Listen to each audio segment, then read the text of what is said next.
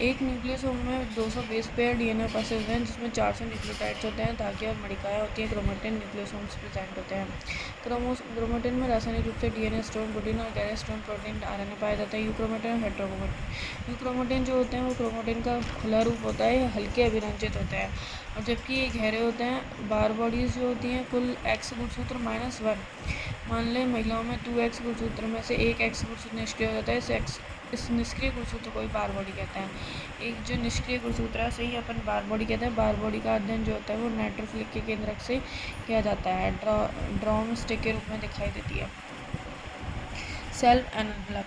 Cell envelope जो होती है वो ग्लाइकोलिक्स होता है भाई। ये मध्य सेल वॉल होती है, आंतरिक सेल मेम्ब्रेन होती है। ग्लाइकोलिक्स जो होती है ये दो रूपों में पाई जाती है, कैप्सूल और स्लाइम।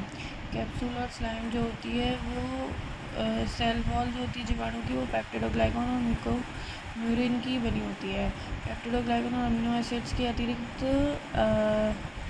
नाग मतलब एन एसिटाइल मोमैरिक एसिड और एन एसिटाइल ग्लूकोसामिन की बनी होती है। सेल वॉल की बात करें तो पेप्टिडोग्लाइकन, कवक, काइटिन, शैवाल, सेलुलोज और गैलेक्टोज की होती है। मानवों में कोशिका भित्ति जो होती है वो प्राथमिक, सेकेंडरी और मिडिल। प्राथमिक जो होती है वो मध्य पटलिका जो होती है पादप सेल की मृत सीमेंटेड परत होती है, और कैल्शियम और मैग्नीशियम पैक्टोज से बनी होती है। कैल्शियम और मैग्नीशियम। और प्राइमरी जो होती है वो पतली परत होती है जो कि सेलुलोज और हेमीसेलुलोज और पैक्टोज से बनी होती है। सेकेंडरी की बात करें तो ये व्यक्ति प्राथमिक व्यक्ति के भीतर निर्मित होती है, मोटी परत होती है जो सेलू और हेमीसेलुलोज के स्थूलन की बनी होती है। कोशिका भित्ति जो होती है वो जीवद्रव्य,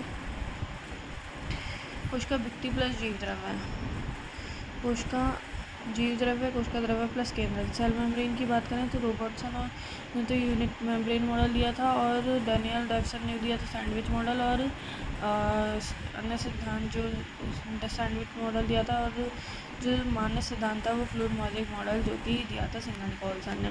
अब इसमें क्या होता है कि प्लाज्मा झिल्ली जो होती है वो एकमात्र कोश की संरचना होती है जो कि यूकैरियोटिक्स में समान होती है। प्लाज्मा झिल्ली की संरचना का अध्ययन के उपयुक्त सेल आकृति होती है। Fluid mosaic model. Fluid model में क्या होता है कि प्लाज्मा जो झिल्ली होती है वो वसा, प्रोटीन, कुछ शर्करा से बनी होती है। मतलब जो रासायनिक रूप से प्रोटीन, प्लाज्मा झिल्ली वसा, प्रोटीन्स की बनी होती है। प्लाज्मा झिल्ली के वसा मतलब जो वसा होती है उसकी द्विपरत पाई जाती है। बाइलेयर होती है प्लाज्मा झिल्ली के जो ध्रुवीय और अध्रुवीय भाग होते हैं दोनों पाए जाते हैं। ऐसे वसा को एम्पीफैंथिक वसा कहते हैं। ध्रुवीय शिरा जो होता है वो सतह की, और अध्रुवीय जो होता है वो पूंछ भीतर की ओर प्रेजेंट होती है। प्लाज्मा झिल्ली में मुख्य रूप से 3 प्रकार की वसा पाई जाती है, फॉस्फोलिपिड, ग्लाइकोलिपिड्स एंड कोलेस्ट्रॉल। जो सर्वाधिक होती है वो फॉस्फोलिपिड्स होती है, और बाकी ग्लाइकोलिपिड्स और ये सब यूकैरियोट्स में पाया जाता है। और फॉस्फोलिपिड्स जो कोलेस्ट्रॉल है केवल यूकैरियोट्स की प्लाज्मा झिल्ली में पाया जाता है। प्रोकैरियोट्स अथवा जीवाणु की कोशिका झिल्ली में एब्सेंट होता है। मतलब जो कोलेस्ट्रॉल केवल यूकैरियोटिक की प्लाज्मा झिल्ली में पाया जाता है, प्रोकैरियोट्स में एब्सेंट होता है। प्लाज्मा झिल्ली प्रोटीन दो पृथक्करण के आधार पर देखें तो प्लाज्मा मेम्ब्रेन दो तरह के प्रोटीन्स प्रेजेंट होते हैं, एक्सट्रिंसिक, इंट्रिंसिक। एक्सट्रिंसिक जो होती है वो आसानी से पृथक हो जाती है जो कि बाहर की ओर होती है। भीतर की ओर जो धसी रहती है वो इंट्रिंसिक प्रोटीन होती है। प्रत्येक प्लाज्मा या कोशिका झिल्ली में वसा और प्रोटीन का प्रतिशत भिन्न भिन्न होता है।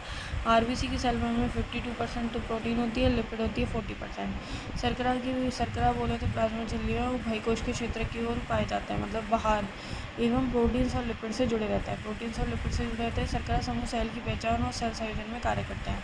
ये जो शर्करा समूह होते हैं वो सेल की पहचान करते हैं और सेल संयोजन में हेल्प करते हैं। और प्लाज्मा झिल्ली जो होती है अध्रुवीय अथवा उदासीन यौगिक प्लाज्मा मेम्ब्रेन के आर पार आसानी से विकसित हो जाता है। इसे अल्कोहल, ईथर, जबकि ध्रुवीय अथवा अवशिष्ट जो होता है वो बाह्य प्रोटीन की आवश्यकता पड़ती है। कोशिका झिल्ली जो होती है वो एक असममित संरचना होती है, मतलब तरल और वश्य अम्ल की श्रृंखला की असंतृप्तता पर डिपेंड करती है। तरलता, असंतृप्तता, तरलता, वश्य अम्ल श्रृंखला विद क्रमानुपाती होगी। प्लाज्मा झिल्ली के वसा जो होते हैं वो वाइपर जैसी एवं फ्लिप फ्लॉप दोनों प्रकार की गति दर्शाते हैं। वाइपर जैसी और फ्लिप फ्लॉप भी दर्शाएगी। जो प्लाज्मा झिल्ली के प्रोटीन होते हैं केवल पार्श्व विसरण दर्शाते हैं, मतलब वाइपर जैसी। जो प्लाज्मा झिल्ली के वसा जो होंगे वो पार्श्व विसरण और फ्लिप फ्लॉप दोनों प्रकार की गति दर्शाते हैं, जबकि प्रोटीन जो होती है वो केवल वाइपर विसरण दर्शाती है। कोशिकाओं की झिल्ली युक्त ग्लाइको माइटोकॉन्ड्रिया, ब्लास्ट, ईआर, एकल झिल्ली, ईआर, गोल्जी पोड, लाइसोसोम, वैक्यूल, माइक्रोबॉडीज और राइबोसोम, और ये इसमें झिल्ली रहित होते हैं। न्यूक्लियसम सेंट्रिक। माइटोकॉन्ड्रिया की खोज अल्टमैन और कॉलिकर ने की थी। इसमें बाह्य झिल्ली, इंटरनल झिल्ली होती है, इसमें क्रिस्टे या फेमरी लगे रहते हैं, इसमें 17 ऐसा राइबोसोम, मैट्रिक्स और डीएसडीएनए मतलब वृत्ताकार डीएनए पाया जाता है। माइटोकॉन्ड्रिया की बाह्य झिल्ली जो होती है वो अधिक पारगम्य और आंतरिक झिल्ली कम पारगम्य होती है। रूपांतरण में क्रिस्टी कहते हैं जो कि सरफेस एरिया में बढ़ाती है। माइट्रो को मैट्रिक्स में वृत्ताकार द्विरज्जु डीएनए 17 इस प्रकार के राइबोसोम होते हैं। इन्हें प्रोटीन संश्लेषण की क्षमता देखी जाती है, इस कारण इन्हें अर्धवृत्ताकार यानी अर्धस्वायत्त प्रोटीन संश्लेषण की क्षमता देखी जाती है। इस वजह से अर्धस्वायत्त या कोशिका के भीतर कोशिका कहा जाता है। क्रिस्टी में अधिक संख्या में F0 F1 कण अथवा ऑक्सीसोम पाए जाते हैं जो एटीपी के संश्लेषण में सहायता करते हैं। ये क्रियात्मक इकाई होती है। एक कोशिका में से सभी माइटोकॉन्ड्रिया को सम्मिलित करके कॉन्ड्रियन कहा जाता है। माइटोकॉन्ड्रिया को जेनस ग्रीन नामक डाई से अभिरंजित करते हैं। स्तनधारियों के माइटोकॉन्ड्रिया में 50S राइबोसोम्स पाए जाते हैं। अब बात करें इसका कार्य क्या होता है। वायवीय श्वसन का करना होता है, एटीपी के संश्लेषण में प्रयुक्त होता है, इसलिए इसे पावर हाउस भी कहते हैं। प्लास्टिड में जो होता है ये कोशिकाओं केवल पादप सेल से एवं यूग्लिना में पाए जाते हैं। जो झिल्ली युक्त कोशिकाएं जिसमें बाह्य झिल्ली अधिक पारगम्य होती है, आंतरिक झिल्ली कम पारगम्य होती है। लवक में भी वृत्ताकार द्विरज्जु डीएनए जिसमें 17 राइबोसोम्स पाए जाते हैं। इस प्रकार प्रोटीन संश्लेषण की क्षमता पाई जाती है। कोशिकाओं के भीतर कोशिका अर्थात अर्धस्वायत्त कहते हैं। इसी प्रकार लवक जो होते हैं वो क्लोरोप्लास्ट से निर्मित होते हैं। प्रकाश नाम लेकर क्लोरोप्लास्ट एटियोप्लास्ट परिवर्तित हो जाते हैं। ऐसे पत्तियों को एटाइलेटेड यानी लीफ्स कहते हैं।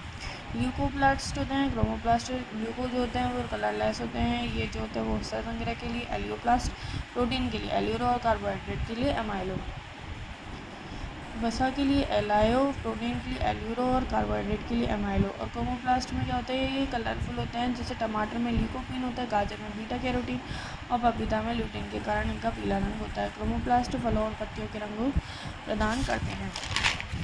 अब क्लोरोप्लास्ट की बात करें तो ये जो जीवाणु हैं डीएसडीएनए प्रेजेंट होता है, हिस्टोन एब्सेंट होती है, 17 राइबोसोम प्रेजेंट होता है, द्विखंडन और बाह्य झिल्ली प्रेजेंट होती है।